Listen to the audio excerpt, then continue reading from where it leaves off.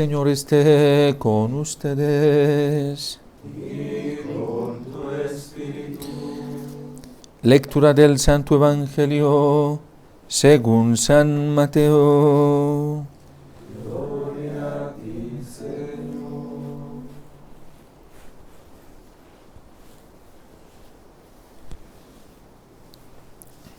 Genealogía de Jesucristo, hijo de David, hijo de Abraham.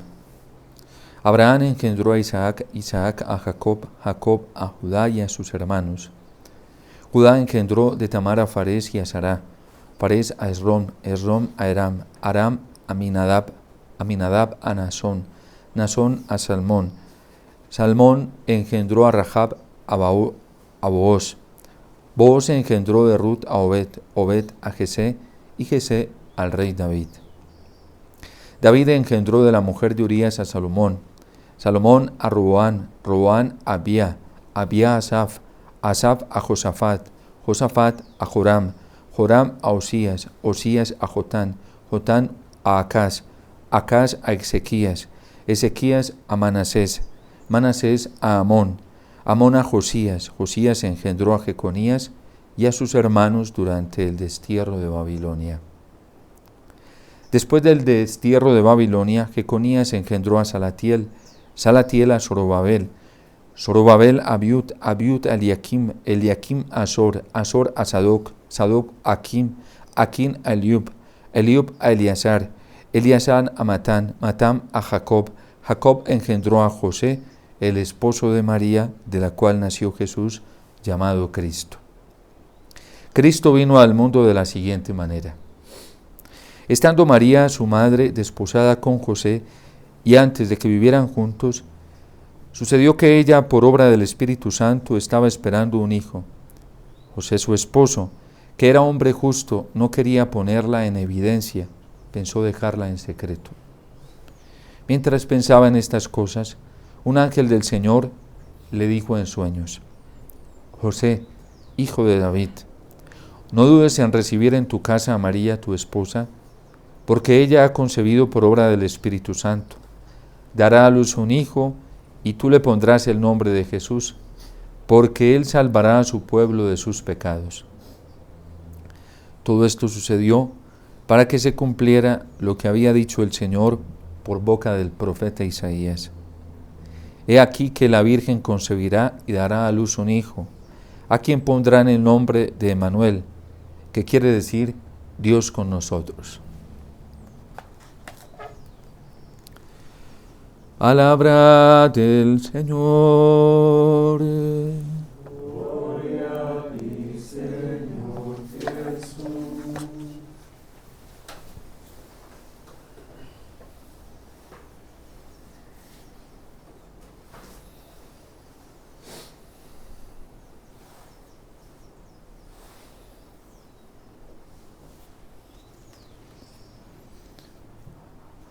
A quienes conoció, Dios predestinó, y a quienes predestinó también los llamó, y a quienes llamó los justificó, y a quienes justificó también los glorificó. Todas estas características que describe el apóstol San Pablo en la carta a los Romanos se han cumplido en la Santísima Virgen María.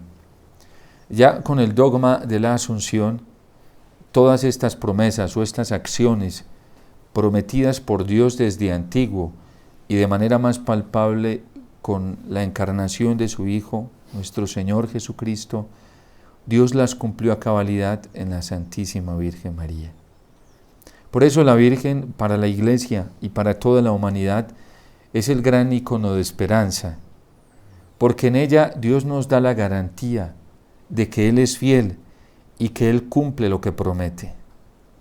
A ella, que había conocido de antemano, antes de que fuera concebida, porque ya estaba en el corazón de Dios, y así igual nosotros, antes de haber sido concebidos en el vientre materno, ya estábamos en el corazón de Dios, ya habíamos nacido en el corazón de Dios. Por eso nosotros, los seres humanos, pues no somos un dato de hecho que aparece ahí en la existencia por puro azar, por pura suerte, o por un desequilibrio mental o un desequilibrio afectivo o aún sexual de las personas o aún de nuestros padres. Y a lo mejor, aunque muchos de nosotros hayamos sido concebidos sin ser planeados por nuestros papás, sin amor, a lo mejor fruto de una relación en donde solamente se buscó alimentar el placer, el egoísmo, el hedonismo, pero no estaba dentro de los planes de nuestros padres que estuviéramos en esta tierra, o a lo mejor porque fue una relación forzada de papá hacia mamá, y de ahí resultamos muchos de nosotros. Siempre hay una esperanza que nos dice, y una fe que nos dice, y una caridad que nos dice, que antes de eso, aunque hubiese sido por un accidente humano, aunque hubiese sido por un egoísmo humano, aunque hubiese sido por el placer humano, nosotros ya habíamos sido conocidos antes por Dios, porque habíamos sido concebidos en el corazón de Dios. Y porque Dios, incluso en ese momento en el que pudieron fallar las causas, como las llama Santo Tomás, secundarias, en el momento de la concepción, nunca falló la causa primaria, que es Dios. Y nosotros somos fruto, nuestra existencia es fruto del amor de Dios. De antemano Dios nos había conocido. Qué hermosura este anuncio del apóstol San Pablo, y que lo podemos ver concretizado en la Santísima Virgen María. Por eso también San Pablo se atreve a decir que ella fue predestinada.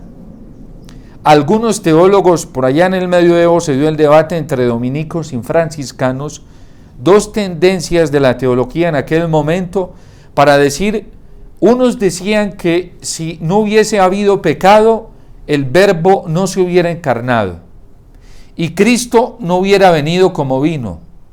Y de incluso algunos muy apegados a esa tendencia teológica, pues llaman la alegría resulta precisamente por el pecado. Pero para San Pablo y la teología paulina, no. Es decir, la Virgen ya estaba predestinada. Eso quiere decir que la encarnación también ya estaba planeada por Dios. La encarnación, nos enseña el magisterio de la Iglesia, no surge solamente para solucionar el problema del pecado. Estaba dentro de los planes de Dios. Dios tenía dentro de sus planes manifestar la encarnación de su Verbo para mostrarnos la grandeza de su amor. Es que viene la desobediencia, viene el pecado que no hacía parte del plan de Dios. Nunca el pecado ha estado dentro del proyecto de Dios. Y es una orientación y una tendencia falsa, errónea y dañina que hoy se vive en la práctica de muchos católicos y de muchos cristianos, y que le hace mucho daño al alma porque apaga la esperanza, porque nos hace pensar también en un Dios que no es tan poderoso entonces, porque nos hace pensar en un amor de Dios que no es tan pleno, no es tan perfecto. ¿Qué tal que en los planes y en la concepción de Dios hubiera estado el pecado? Sería lo más nefasto dentro de un Dios que es pura belleza, que es puro amor, que es pura bondad y que es pura compasión. Pero en la Virgen lo podemos ver. Estaba predestinada desde antes de ser concebida. Y por eso, con el dogma de la Inmaculada Concepción, también decimos, y esta fiesta que celebramos hoy de la Natividad de la Virgen, nos ayuda a adentrarnos de manera espiritual, pero profunda también, en la grandeza del amor de Dios por la Virgen y por nosotros, por la humanidad, porque cuando Dios hacía todas estas cosas por ella, estaba pensando también en cada uno de nosotros. Y entonces ella es predestinada, pero también es rescatada antes de la concepción.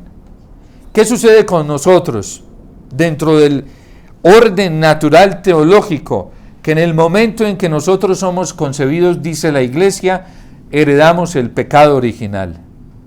La Virgen fue rescatada, porque fue rescatada por los méritos de Cristo antes de su concepción. Y ese es el dogma de la Inmaculada Concepción. Por eso esto no le cabe a muchos teólogos que son demasiado intelectuales, que se mueven dentro de la lógica racional, física, matemática, geométrica, porque esto dentro de un resultado de aritmética no puede resultar, no da por ningún lado. Pero dice la escuela franciscana y sobre todo con Duns Scotus que Dios lo quiere, Dios lo puede y Dios lo hace. 3 características que no se cumplen en nosotros. Nosotros queremos muchas cosas y algunas veces podemos, otras veces no las podemos hacer. Y por eso no siempre las podemos hacer. Pero solo en Dios, que es perfecto, que es omnipotente, lo que Él quiere, lo puede y lo hace, porque es Dios. Y eso sucedió con la Santísima Virgen María. Por eso es predestinada, y como es predestinada, es rescatada antes del tiempo. Antes de su concepción, ella es salvada, rescatada de que el pecado la toque, de que el pecado la dañe.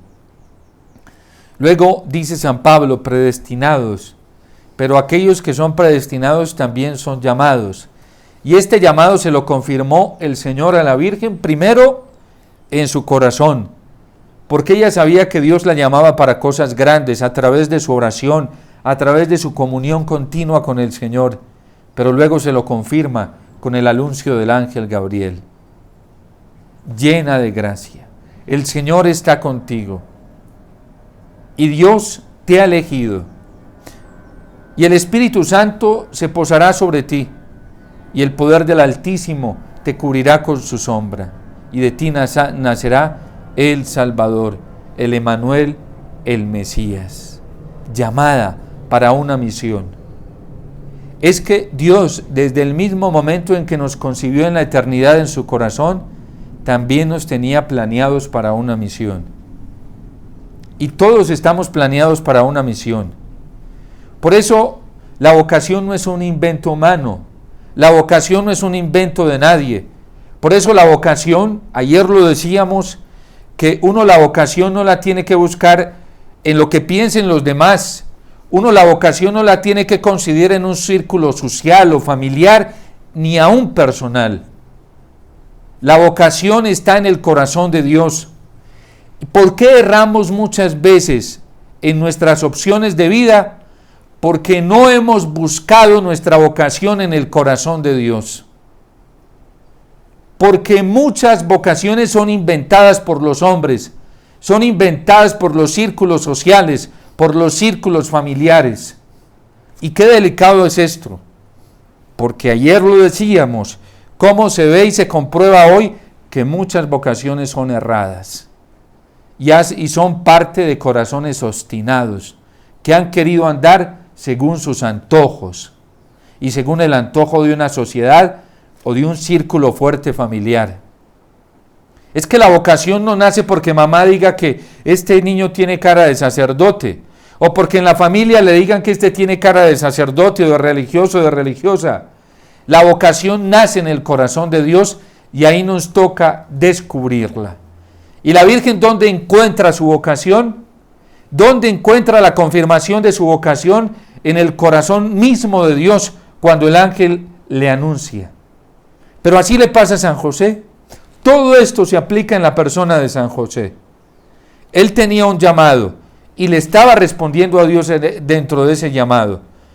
Hubo un momento en el que las cosas que estaban apareciendo ante él no se ajustaban racionalmente y lógicamente a lo que él quería ser, un hombre santo, un hombre justo, vivir la voluntad de Dios. Y por eso Dios interviene para confirmarle a San José que ese es el camino, que no tenga miedo, que así lo está desarrollando el plan de Dios. Pero esto solamente se puede descubrir en la oración. Esto solamente se puede descubrir cuando uno se da tiempo y no se deja llevar de sus apetitos desordenados, de sus instintos, de sus afanes, de sus impaciencias, sino cuando uno tiene la capacidad, como San José, de detenerse y esperar a que Dios hable, porque quien tiene la esperanza puesta en Dios, siempre se va a dar el tiempo necesario para esperar que Él intervenga, que Él confirme y que Él hable. Así lo vivió la Virgen, así lo vivió San José. Fueron llamados ambos. y como fueron llamados, fueron justificados. El poder del Altísimo te cubrirá con su sombra. La justificación a nosotros no nos viene de nosotros mismos. A nosotros la justificación no nos viene de los hombres. A nosotros la justificación no nos viene de lo que nosotros podamos realizar, de las grandes obras que podamos realizar. La justificación nos viene por los méritos de Cristo, por la acción del Espíritu Santo. Y entre más comunión tengamos con el Señor, más experimentaremos esa justificación y más la sentiremos en nuestro corazón. Y no es presunción, y no es soberbia, sentirla, experimentarla y gozarse en ella y disfrutar de ella cuando se tiene la conciencia de que ese mérito no es personal, de que ese mérito no es social, de que ese mérito no es familiar, sino que es el mérito de Cristo. Y entonces allí también Dios glorifica. Por eso la Virgen tiene la capacidad de no negar cuando Santa Isabel le dice: bendita, dichosa tú que has creído que se cumplirían las cosas del Señor. La Virgen no dijo: uy, no, cuidado con la soberbia, que eso es soberbia, no me vaya a decir, eso es falso. No niega en ningún momento, proclama mi alma la grandeza del Señor. Que si está pasando algo maravilloso en mí, es porque Dios lo está haciendo. Dios lo está haciendo. Y por eso, en vez de negarle la gloria, el reconocimiento a Dios, comienza a alabarlo, a bendecirlo. La gran mentira que el demonio nos mete a nosotros es que Dios no ha hecho nada en nuestra vida. Y es que Dios no está haciendo nada en nuestra vida. Y es que Dios no va a hacer nada en nuestra vida. Allí mata las tres virtudes teologales. La fe, que es la que nos capacita para reconocer la obra de Dios en nuestra vida. Lo que somos, lo que tenemos, todo lo que hay de bueno en nosotros, y hay muchas cosas buenas en nosotros, son por la intervención de Dios y a través de Jesucristo. Y es lo que la Virgen es capaz de reconocer. Por eso se siente glorificada por Dios. Por eso ella no calla. Por eso ella no dice: no es así. No me digas eso, Isabel, que eso no es. No, sí es así. Apenas llegó a mis oídos tu saludo, el niño saltó de alegría en mi vientre. Dichosa tú que has creído. Es que tu presencia me trajo la alegría del Señor y se la trajo al niño. La Virgen no dice: no es así, no es así. No, es así porque Dios lo está realizando. Por eso esta sociedad no tiene la capacidad de reconocer que las grandes bondades vienen de Dios. Y cuando se mata la fe de esa manera, para reconocer que todo lo bueno que hay es pura intervención del amor de Dios, entonces tampoco hay amor para reconocer que es Dios quien lo ha realizado, y terminamos dándole la gloria que solo se le debe dar a Dios, como lo hace la Virgen en el Magnífica, terminamos dándosela a los hombres. Y los hombres felices reclamando para sí la gloria de Dios. Que no es verdad esto. Hoy dentro de la iglesia no solamente hay traficantes, sino ladrones de la gloria de Dios. Y eso nos pasa a nosotros los sacerdotes, los obispos. En la jerarquía eso es así. Somos unos ladrones de la gloria de Dios. Y lo que solamente le pertenece a Dios, lo que hay de bueno, nos lo damos a título personal. Y allí se mata la caridad cristiana, la virtud teologal de la caridad.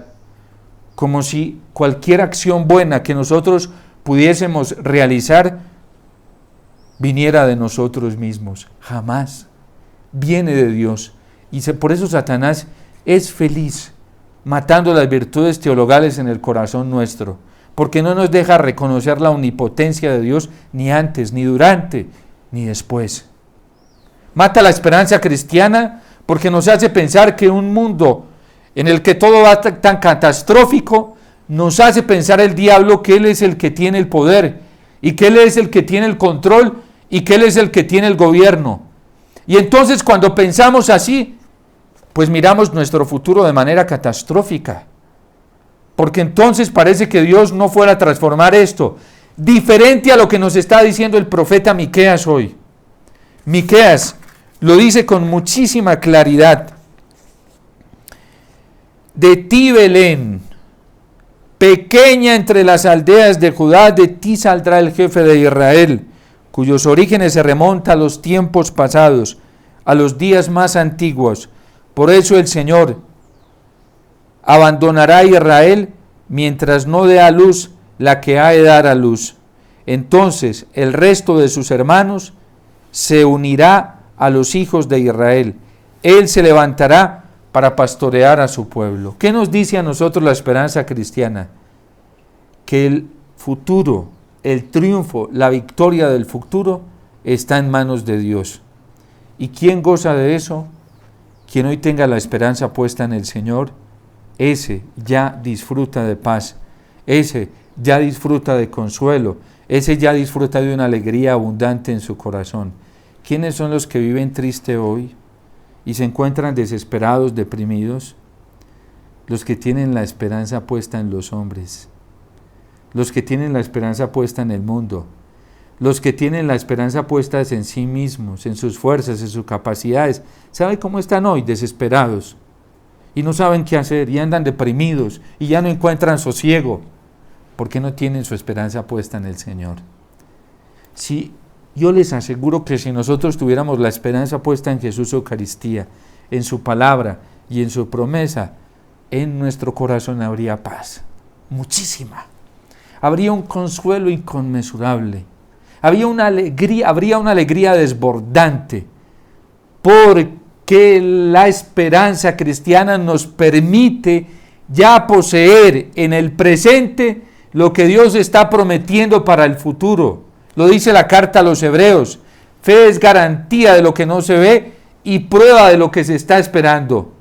Quien espera todo del Señor, quien vive con su rodilla doblada ante Jesús Eucaristía, quien viene a la Eucaristía sabiendo y teniendo la conciencia de que de él, de su corazón, brota toda la fuerza, brota toda la alegría, ese ya tiene una prueba en este presente de lo que Dios está prometiendo para el futuro.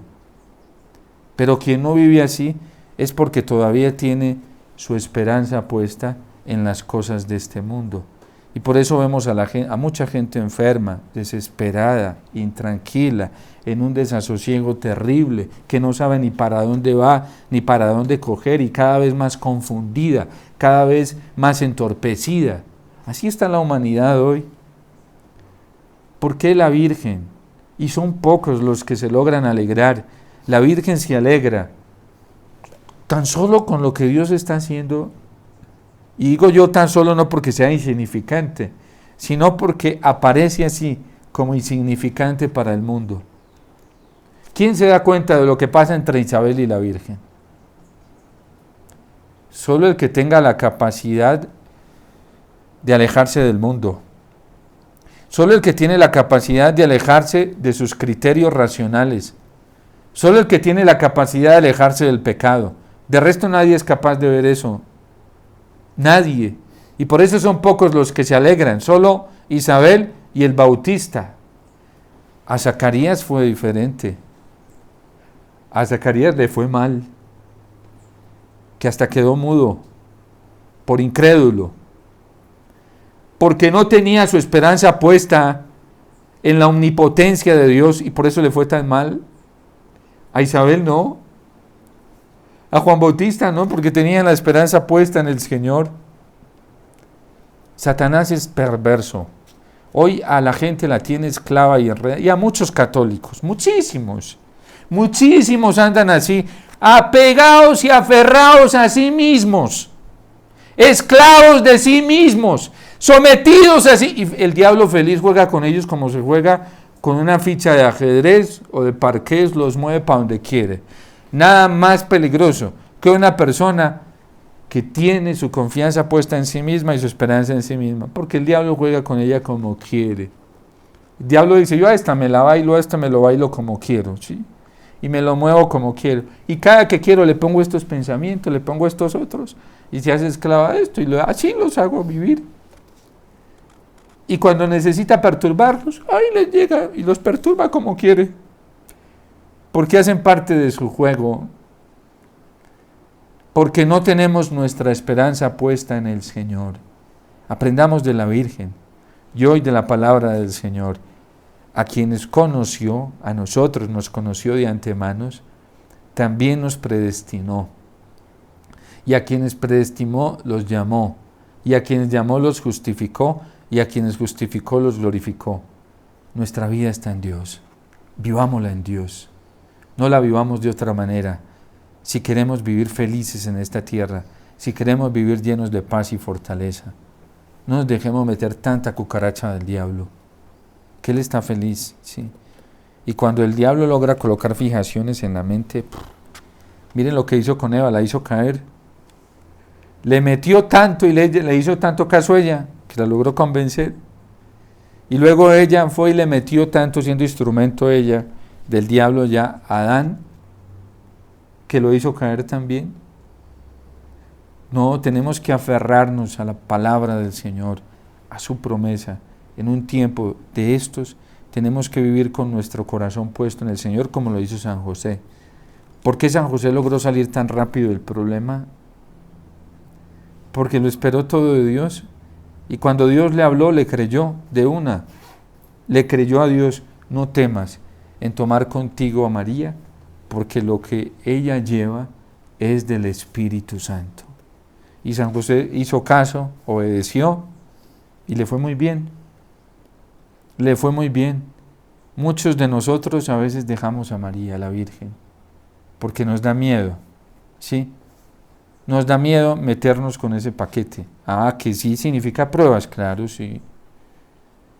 Pero San José cogió ese tesoro que fue la Virgen y, claro, tuvo dificultades, pruebas, porque coger ese tesoro significa eso, ¿sí? Como la gente no quiere pruebas y saber que la gloria de Dios se manifiesta en las almas más probadas. Le decía yo a mi director espiritual: Monseñor, ore por mí, porque las pruebas se aumentan en mí. ¡Qué bueno, mijito! ¡Qué bueno! Eso solo le pasa a las almas que Dios más ama. Siempre me decía así.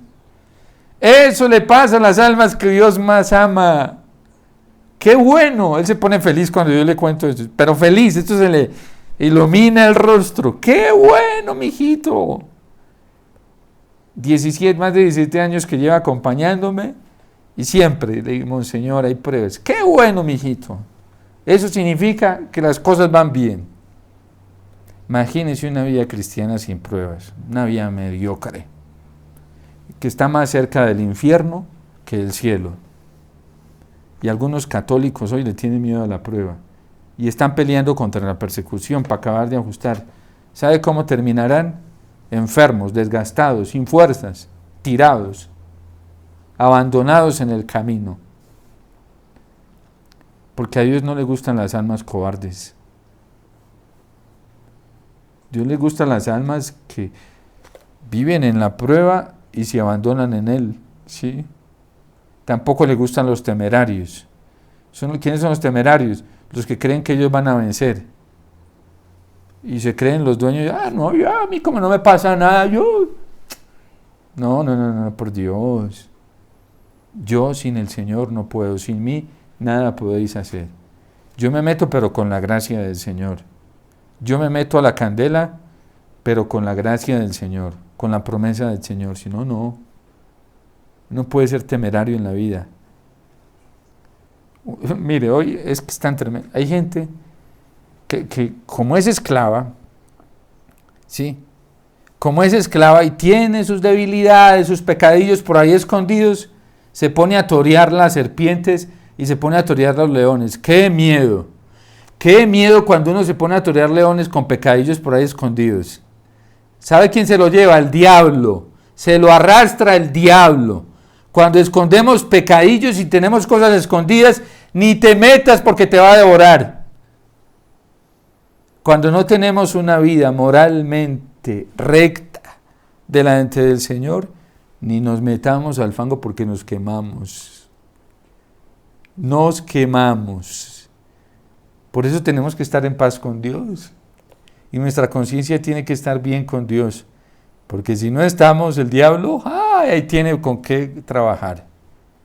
Y terminamos perdiendo. Porque donde hay pecado, la gracia no puede actuar.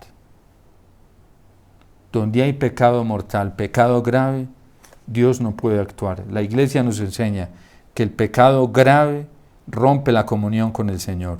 Ni creas que te va a impulsar el Espíritu Santo, porque ahí no puede trabajar el Espíritu Santo. No puede trabajar. Donde hay pecado grave, el Espíritu Santo está impedido para orar. Está impedido. Porque el pecado y la gracia son incompatibles. Pidámosle entonces al Señor la conciencia, que nos despierte la conciencia de confiar en su poder, las maravillas que ha hecho en nosotros, porque ha hecho muchas, que las descubramos para que lo alabemos y para que en nuestro presente nos entusiasmemos y apasionemos para darlo todo por el Señor.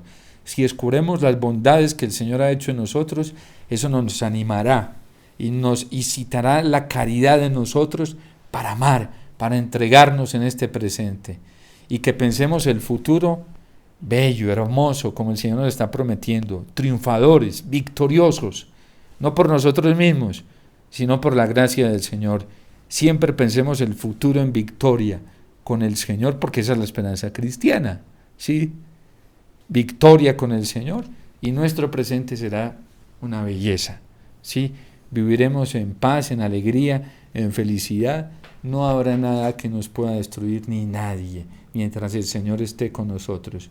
Si Dios está con nosotros, ¿quién contra nosotros?, se pregunta San Pablo. Nadie. Dios te salve María, llena eres de gracia, el Señor es contigo. Bendita tú eres entre todas las mujeres, y bendito es el fruto de tu vientre, Jesús. Santa